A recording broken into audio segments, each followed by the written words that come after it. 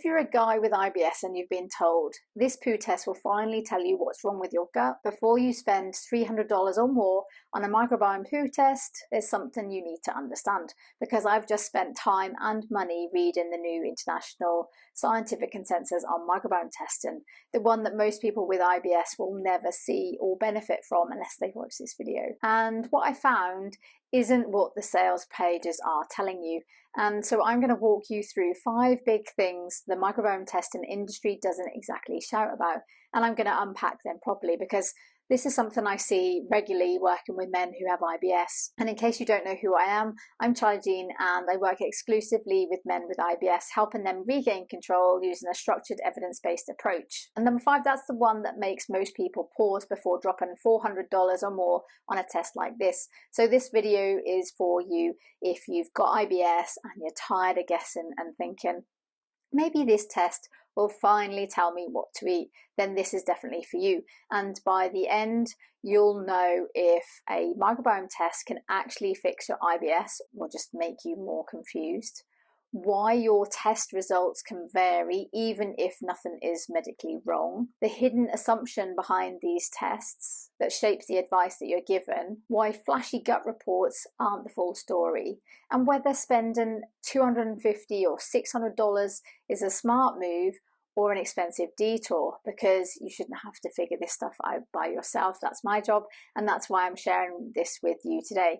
And yes, I paid nearly $40 to access this international consensus and work through it properly, so you don't have to spend the money, so you don't have to spend the hours trying to make sense of it all. So why does this consensus paper matter? So you might be thinking, CharlieJeane, what's the big deal? Why is it important to me? Well, because this consensus paper wasn't written by bloggers, it wasn't written by influencers or supplement companies or gut health coaches. It was written by 69 of the world's leading experts in microbiology, gastroenterology, which specializes in the digestive system, and clinical medicine.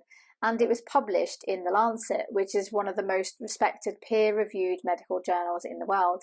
And their aim was to create a framework to regulate microbiome testing, to reduce inappropriate use, and guide how these tests could be used in healthcare if and when the evidence supports it. And that's important because interest in the gut microbiome has exploded, and you've probably seen the ads like I have, they're like everywhere. But the relationship between microbiome testing and real clinical outcomes is far more complicated than marketing suggests. And this complexity is exactly where marketing thrives, because into that gap have stepped tons of commercial gut tests promising personalized nutrition, precision nutrition, or finally fixing your gut. So what does the science actually say about the quality and accuracy of these microbiome tests?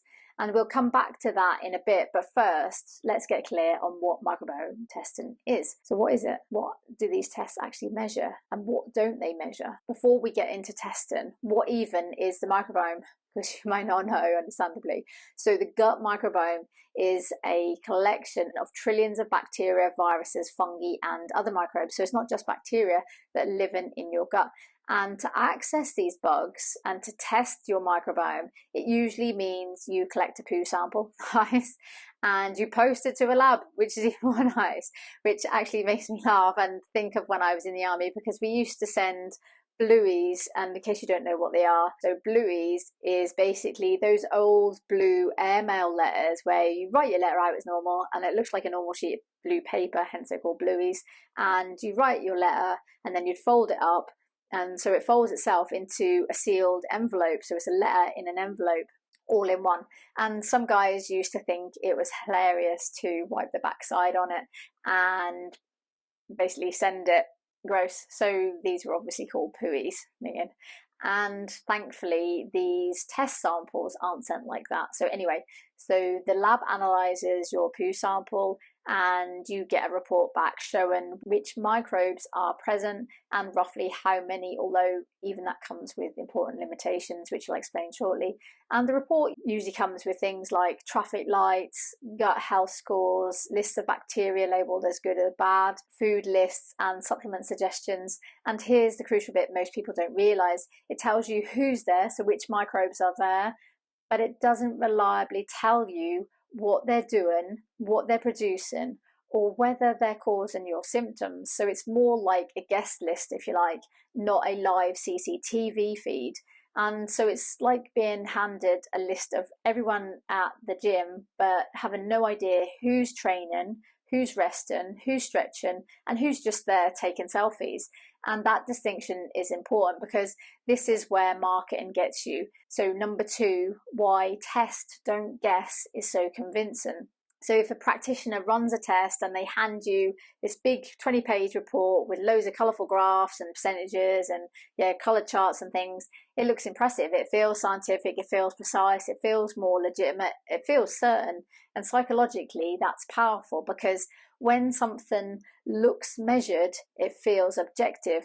And when it feels objective, it feels trustworthy, and testing builds authority. And that's why a lot of IBS coaches and gut gurus and holistic practitioners and those kind of people, they rely heavily on these tests, not necessarily because the science is strong, but because it looks strong. And even if the test itself is weak, even if the science underneath is shaky. Now hold on to that thought for a moment, because later we're going to cover exactly what these test reports actually look like, and it's eye-opening, I think. And also I'm going to tell you who the expert panel from the international consensus says should and shouldn't be ordering these tests, and it's probably not who you think. But first we need to separate 2 types of poo testing. So number 3, the accuracy problem and why one test can't tell you the full picture.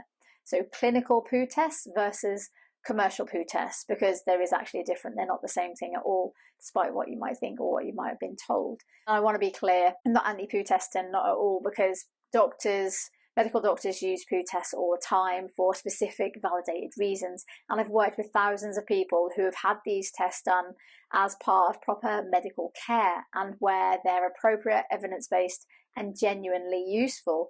And during my time working in the NHS, so the National Health Service in the UK, I supported people with shed loads of different conditions, including liver disease, pancreatitis, inflammatory bowel disease like Crohn's disease and ulcerative colitis, where poo tests were routinely used to assess disease activity, investigate symptoms, and help guide diagnosis and treatment. And that's very different from running a broad gut health panel and trying to reverse engineer meaning from it.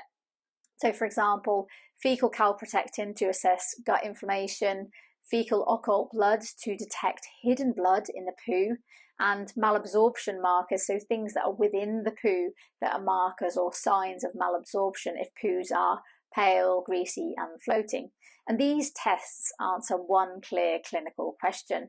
They have validated reference ranges and they aren't interpreted in isolation, because a doctor interprets them in alongside validated reference ranges, your medical history, any medications, blood tests, any scan results, your symptoms, your lifestyle, all that kind of stuff. Not just one test result in isolation and then boom, diagnosis. They look at the whole picture. So for example, a doctor doesn't see a raised creatinine level and immediately diagnose kidney disease. So creatinine, not to be confused with creatine, although I'll come back to creatine in a second. So creatinine is a waste product from protein and normal muscle breakdown, which is then removed from the blood by the kidneys and then dumped in your pee to get rid of it. And so doctors can use this to help assess kidney function, and high levels can be a sign of kidney issues, but context matters. So they want to know things like, does this person have a high muscle mass because of what I said about normal muscle breakdown? Have they recently been training leading to increased muscle breakdown? Do they eat a lot of protein? And now to quickly come back to the creatine, like I said, do they use creatine supplements? Because creatine is broken down into creatinine. And is the person taking certain medications like cimetidine that can affect creatinine levels? Are they dehydrated? And what do their other markers show? So it's the same test result number, but completely different meaning depending on context. Does that make sense? Yeah. Now compare that to commercial microbiome testing. These tests try to tell a story about your entire gut from one single poo. And that's where science quietly steps out of the room and interpretive guesswork walks in. Which brings us to Snapshot Problem. A microbiome test is one poo on one day, like I said, and that's it. So it is a snapshot. If you repeated the test a few weeks later, it would look different. Like taking a picture of yourself today and then again in a few weeks' time. So what you're seeing on that report isn't a fixed you, it's a moment in time. And here's the kicker: your microbiome is influenced by things like what you ate, stress, sleep, illness, medications, and gut transit time, which is basically the time it takes for food to travel through the whole of the gut.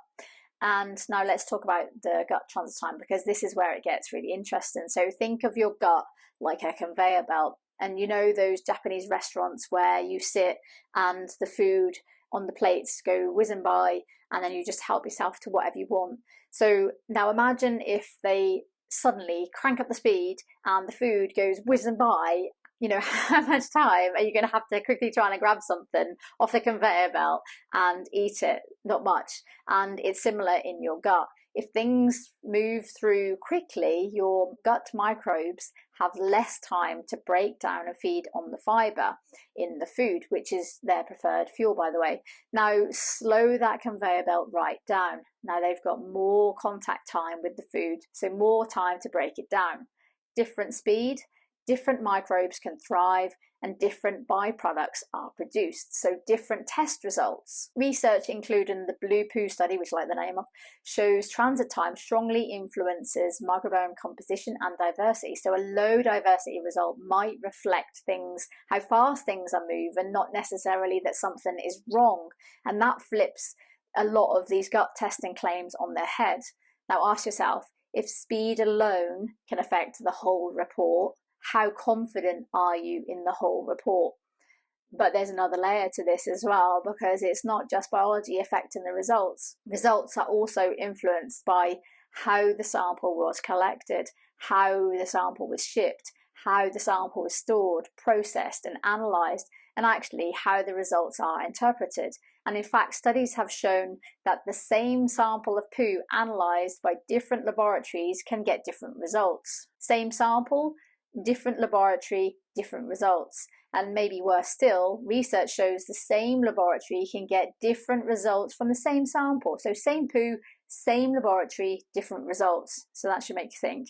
And in science, if you can't repeat a result and get the same answer, you don't base treatment decisions on it. Same poo, different report. And that's before we even talk about where the sample comes from. So poo does not equal the whole entire gut. Your poo mainly reflects what's happening at the end of the gut, especially the lower part of the large intestine. It's like standing at an airport baggage carousel. You only see the bags that make it out onto the conveyor belt. You don't see what's behind those curtains, those plastic curtains there. You don't see what's stored elsewhere in the system, and it's the same with poo testing. You only see what exits, not the full picture. And some microbes stick tightly to the lining of the gut, some live higher up in the gut, and some don't even show up in poo at all, and some haven't even been identified yet. So making big diet and lifestyle decisions based on one single poo sample, that's not a solid foundation. And even if we ignored all of that, interpretation is where it really starts to unravel. So why interpretation is a real risk. So here's a simple example. So E. coli. So some people hear E. coli and panic. Yes, some strains or types of bacteria, if you like, of E. coli can cause serious illness and can even be life-threatening, like E. coli 0157H7. But many strains of E. coli are harmless.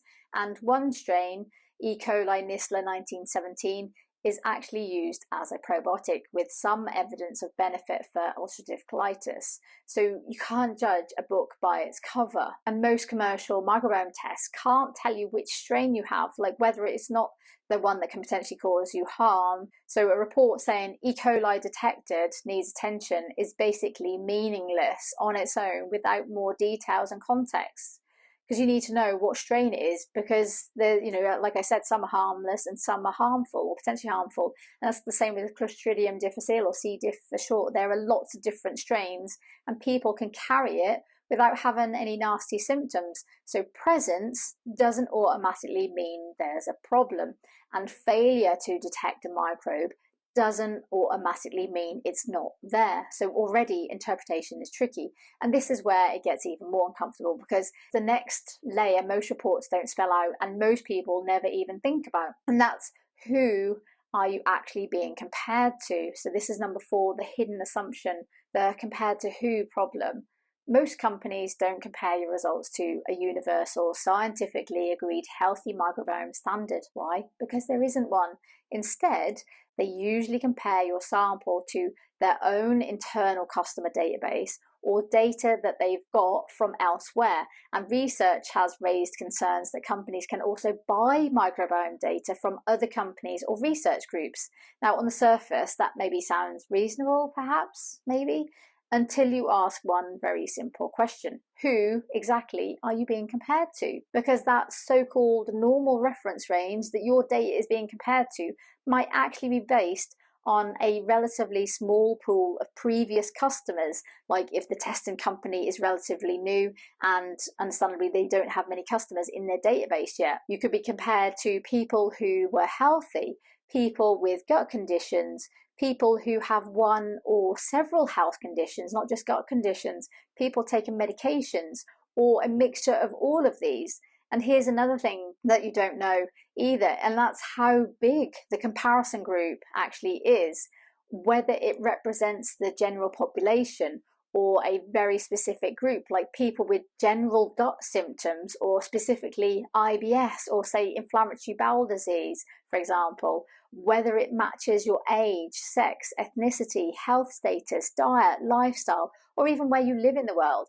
And also even what methods were used to generate those results. Now imagine this: a fit, healthy 45-year-old man in Japan sends his sample to a US-based company. His results are compared to that company's database, but that database mostly consists of American women, say, because it's based in the US, and because research shows that women are more likely to get help with their health, so they might be more likely to get these tests done than men. The worried well, so people who are anxious about their health or their gut, or people who have health conditions that are common in that particular part of the world, like say type 2 diabetes, obesity, heart disease, for example. So this guy's profile looks different, but different compared to what? He's different compared to that particular group of customers. So different doesn't automatically mean unhealthy. It simply means different from that particular database. And that database is not a universal definition of healthy. It's just a random collection of people who have decided to have one of these tests done. So if the comparison group isn't solid, then guess what it means about the conclusions? It means the conclusions aren't as solid as what they appear. And this isn't just my opinion. The consensus doesn't just question the science, it actually raises concerns about the commercial landscape. They point out that more and more direct-to-consumer microbiome tests are being offered without clear regulation and without proven value in clinical practice. And they warn that this could lead to waste of personal money, waste of healthcare resources, and risks patient care and treatment. And that's not me just being dramatic or anything, that's the expert panel. And then there's another paper that takes it even further. And this is the 3 real harms nobody talks about. Now, I've read loads of papers around the topic microbiome testing, obviously, but this one is particularly concerning. And it's a 2025 peer-reviewed paper by Hoffman and colleagues. And these are a team spanning clinical medicine and health law. And they looked at direct-to-consumer microbiome testing from a medical and health law perspective. And they asked a very uncomfortable question: are consumers being protected? And it identified 3 major risks. So number 1, medical harm. This includes missing a real diagnosis, self-diagnosing incorrectly, delay in getting proper medical treatment, change in diet or treatment without reviewing full medical picture or involving the person's physician or dietitian, over restricting foods based on inaccurate results and interpretations, taking supplements that aren't based on quality scientific evidence, and maybe even worse, taking supplements instead of their prescribed medications. And if you've got IBS, this matters as well, because you're already trying to manage unpredictable symptoms, and the last thing you need is more confusion and more stress and changes that actually makes things worse slapped on top. Plus, there's the outlay for these tests, which leads me on to number 2, financial harm. And these tests often cost about $250 to about $600, but it rarely stops there, because then comes the probiotics, the prebiotics, the enzymes, the vinegars, the herbal blends, the personalised protocol, the retesting, and suddenly it's not a one-off test, and it becomes a reoccurring model built on uncertainty. And then there's the one that most people don't talk about, number 3, dignitary harm. So this isn't physical harm, but harm to how someone sees themselves. Being told that your gut is imbalanced or damaged or dysbiotic, which basically means an imbalance in the community of microbes living in or on the body, and without proper context. And that language carries weight, because it can make someone feel like their body is faulty or failing, when in reality it's a traffic light PDF report that's oversimplified something that's far more complex, and I don't think that's right. So who should be using these tests? So the consensus is clear. Microbiome testing should only be requested by physicians or dietitians. And what I also like is that they explicitly mention who should not get these tests. So not personal trainers, not coaches, not homeopaths, and not osteopaths. But guess what? These are often the very people using them with their clients.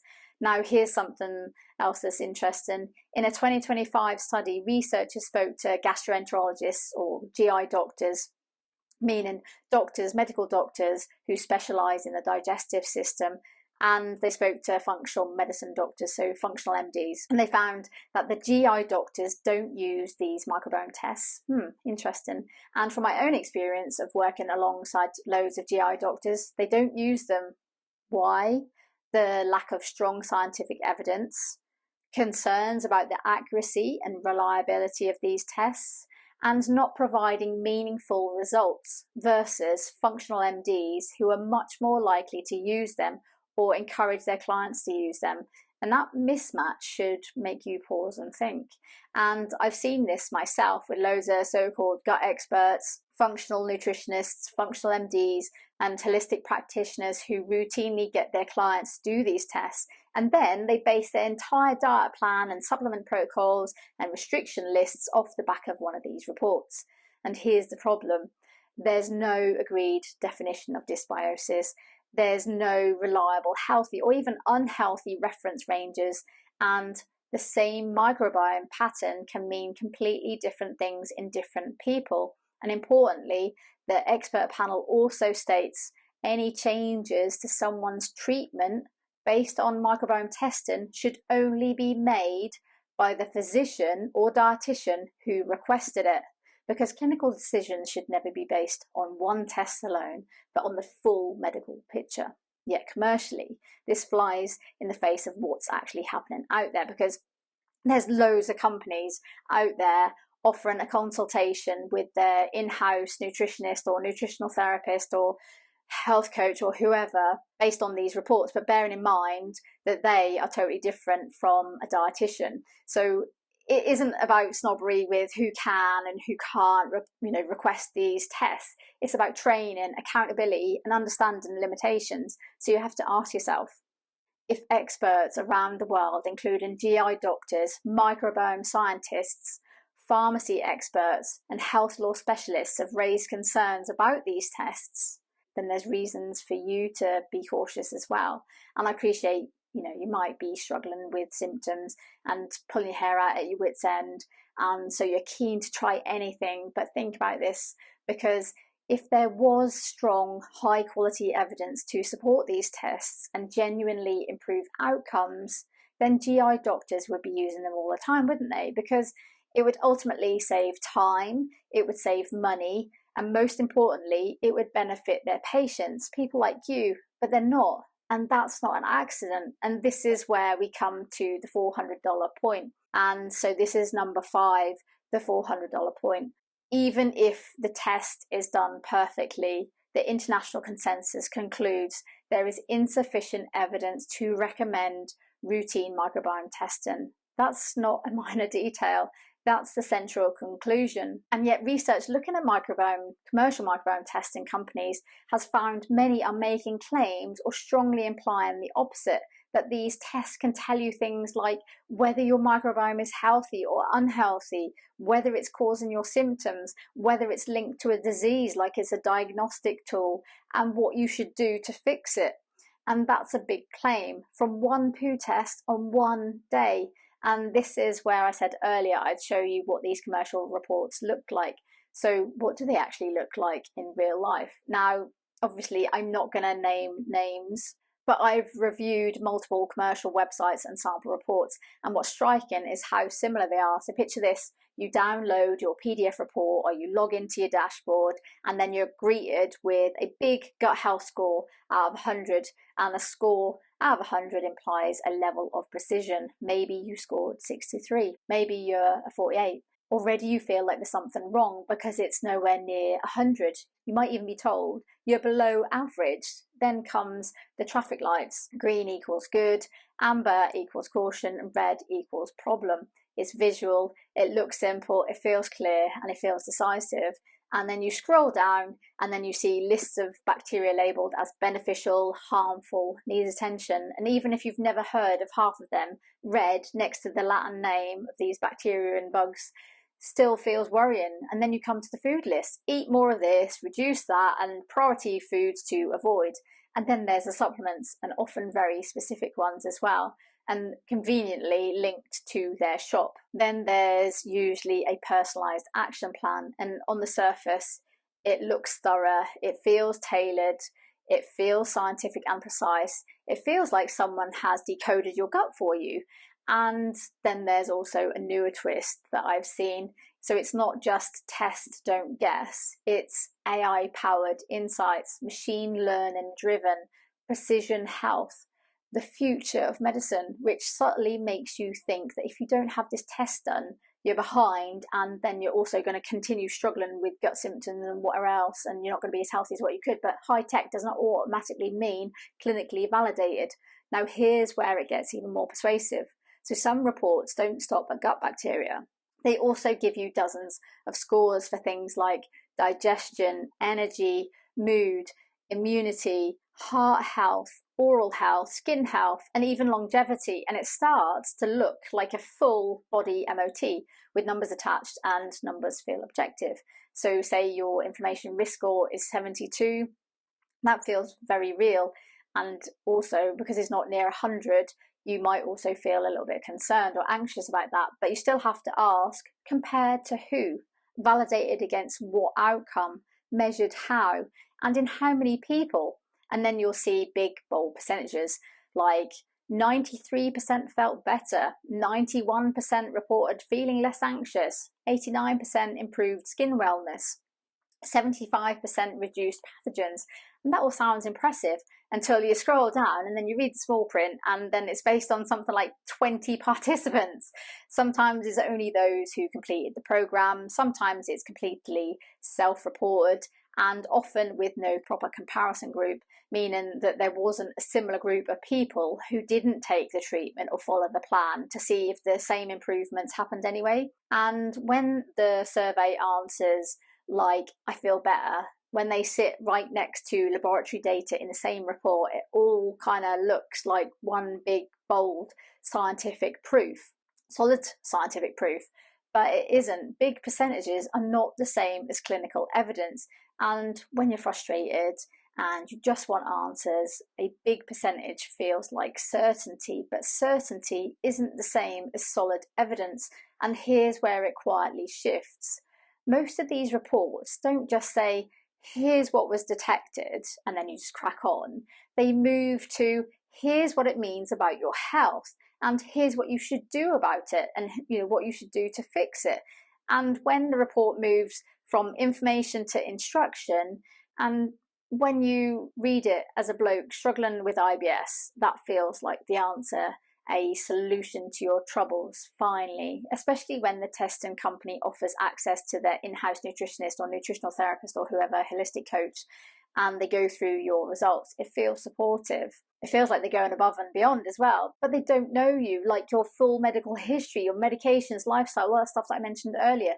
And the expert consensus clearly state the panel discourages the reporting of any post-testing therapeutic advice by the testing provider. So basically, any companies that don't provide advice have accidentally aligned better with the guidance, and companies that do provide advice based on a poo test are overstepping what the evidence supports, because that advice doesn't just sound clinical, it influences real decisions like what you eat, what you avoid, what supplements you buy, whether you seek medical care or delay it. And remember what the expert consensus concluded.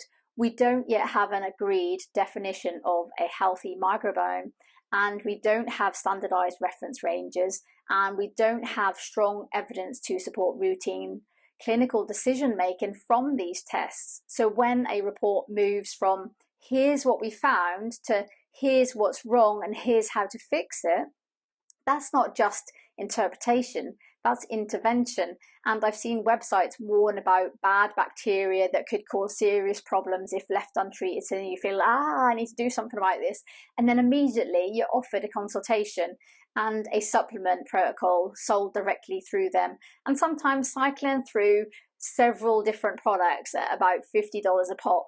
And that's no longer neutral information. That's a treatment pathway built on a snapshot. And that's stepping ahead of where the science currently stands. And that's an important distinction. Now let's talk about what happens next. So the money trail. Now here's the part that most people don't think about either. So let's be honest, that test, don't guess, sounds powerful, right? So John blogs, he goes ahead and he pays anywhere from $250 to $600 or more for one of these microbiome tests. But that's rarely the end of it, because his report doesn't just give information, it gives direction. It gives a list of foods to avoid, a list of foods to increase. Take these supplement regimes, often sold by the same practitioner or the company that sold the poo test in the first place. So it's then $60 here, $130 there. Then those supplements need to be bought on a monthly basis, and sometimes retesting is required. So instead of a one-off test costing several $100s, it becomes a reoccurring revenue stream for that particular company, all based on a single test. And I've seen this over and over again. And, I'm curious to whether, if the test results came back green, so all green lights all the way, would they say basically, okay, John, you're a ninja, crack on and carry on doing what you're doing, because you obviously know what you're doing because, you're all green lighted? Or would they still try and sell you a protocol and supplements? Good question. And I've worked with men who have come to me already living on an extremely restrictive diet, avoiding a list as long as your arm. Why? Because some poo test had told them to. Plus, they were already avoiding other foods from their own detective guesswork before they even had the test. And they'd followed the report, they'd bought and took the supplements, and they avoided the foods, but the symptoms still hadn't improved. Their stress went through the roof, their confidence dropped, and morale was through the floor. Not because something was drastically wrong with their gut, but because one test result had been treated like a diagnosis and a treatment plan. And once we stripped it back, reintroduced foods properly, focused on what genuinely triggered their IBS symptoms, and we worked through things systematically, things shifted. Symptoms became more predictable, food stopped feeling like the enemy, and they were back in control. And that's the difference between a single snapshot and a proper assessment built around you. So we move on to regulation plus data grey zone. And here's another thing that most people don't understandably think about either, and that's these tests often look medical. They use scientific and clinical language, and they show scores, and it's easy to assume that these are regulated like medical diagnostics.